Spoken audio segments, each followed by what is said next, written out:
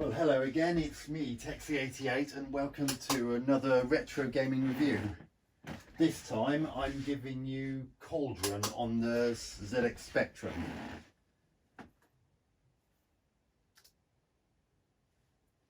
And as you just saw there was a nice colourful intro screen there with great use of the Spectrum's colour capabilities.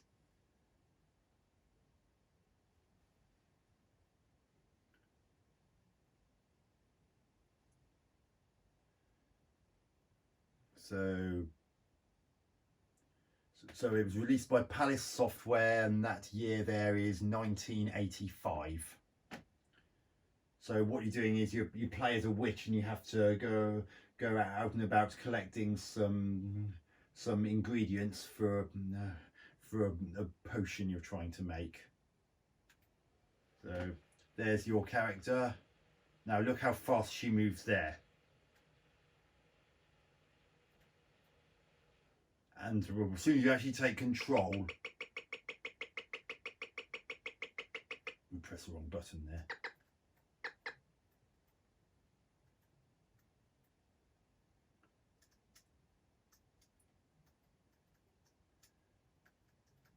Because see, there's a serrated bit on the ground there. You can only take off and land on those bits. If you do it anywhere else, you'll lose a life.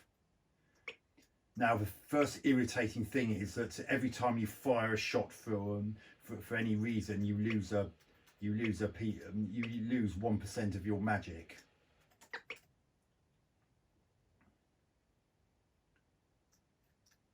Oh, good.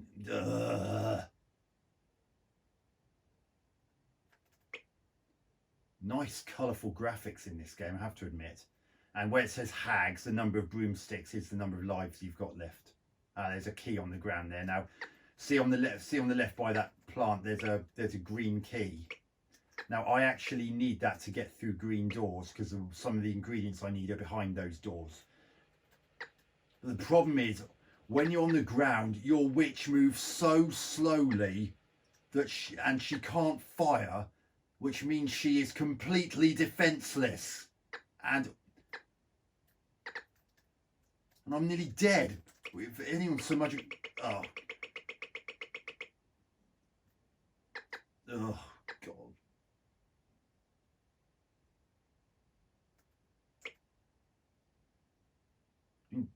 At least the collision detection. Now there's a magenta door there, but because I don't have a magenta key, I won't be allowed to go in it. I've only got a green key, as you can see between the score and the number of lives I've got left.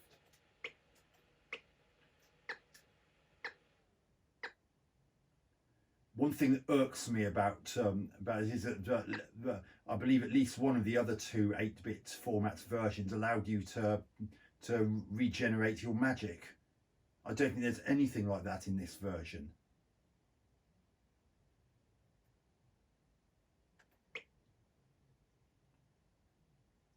Bloody hell, look at the size of those seagulls. There's talking of which, there's a magenta key. So let's land. Oh, and then she shuffles along. Can't fire at this massive amount. I mean, literally the only advantage is as soon as you pick up a key, all the enemies that are momentarily on screen disappear.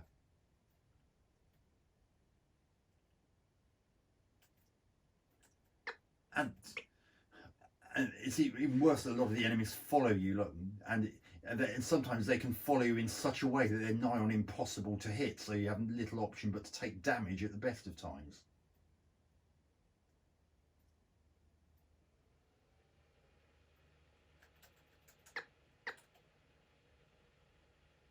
%20 magic. Oh, I can really see myself doing this without losing a life.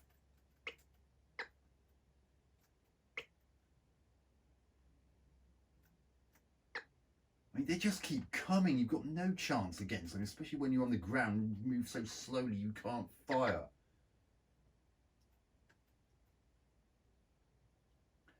Now, these underground levels are an absolute pain in the arse.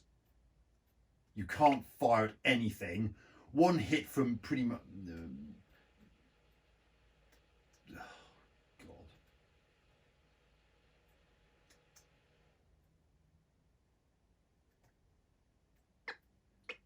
You fall through platforms like that.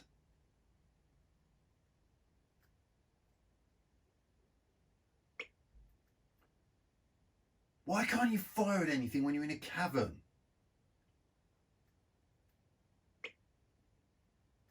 Okay, so you actually have to move with the moving platforms. Why? Why can't you just land on? Why can't you just land on them and? Oh God! What? You have to pick it up again?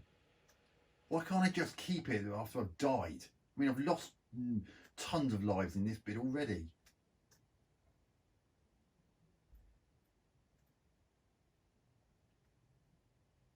Oh, for goodness sake, I was holding down right and she wouldn't move. Sprite's a bit flickery in this version. Oh, for God's sake.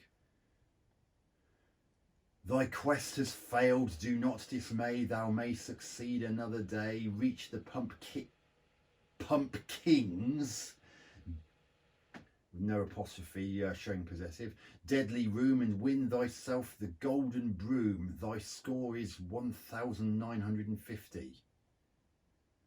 Thou may succeed another day, eh?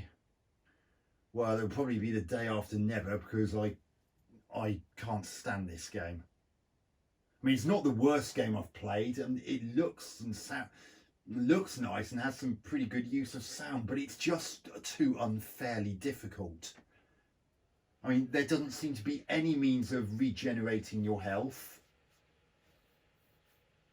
You fall through platforms in the caverns once you've gone through a door. Sprites are a little bit flickery. Nice use of colour.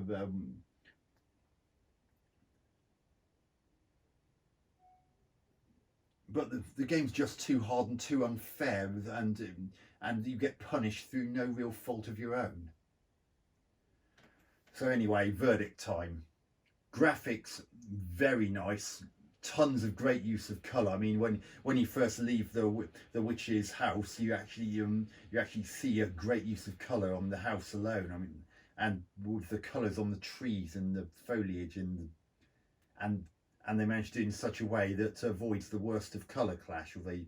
When enemies come towards you, you do get a bit of that, which is understandable, but it's still not unbearable levels of it. Sound is pretty good, and it's not too sparse, and it's not too in your face. It's not annoying either. It's just right. Gameplay though,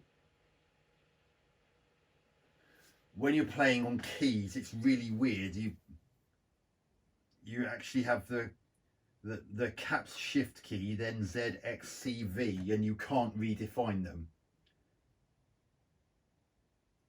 Now that is silly. I mean, you've got four directions and the fire button all in the same row, all on consecutive keys.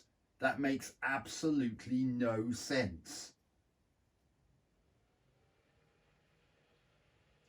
I mean, yeah, you might get used to them after a little, before too long, but it still doesn't feel comfortable when people would rather be using something like, say, QAOP space or something along those lines, which actually has some semblance of meaningful positioning of the letters, or the keys even.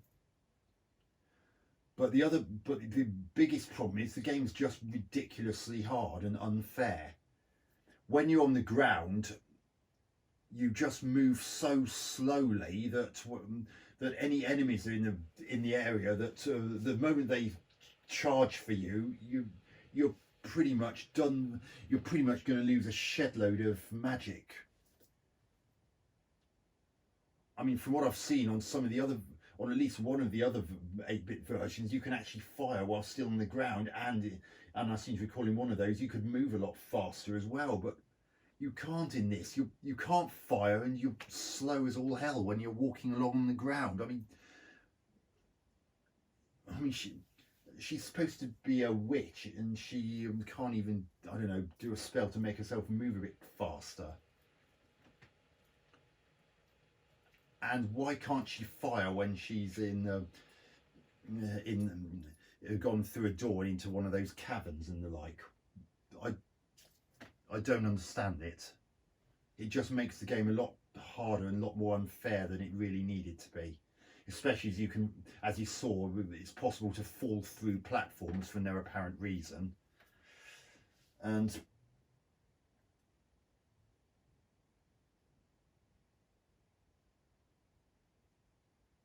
the fact that unlike at least one of the other versions, there seems to be no way in this version of replenishing your magic. So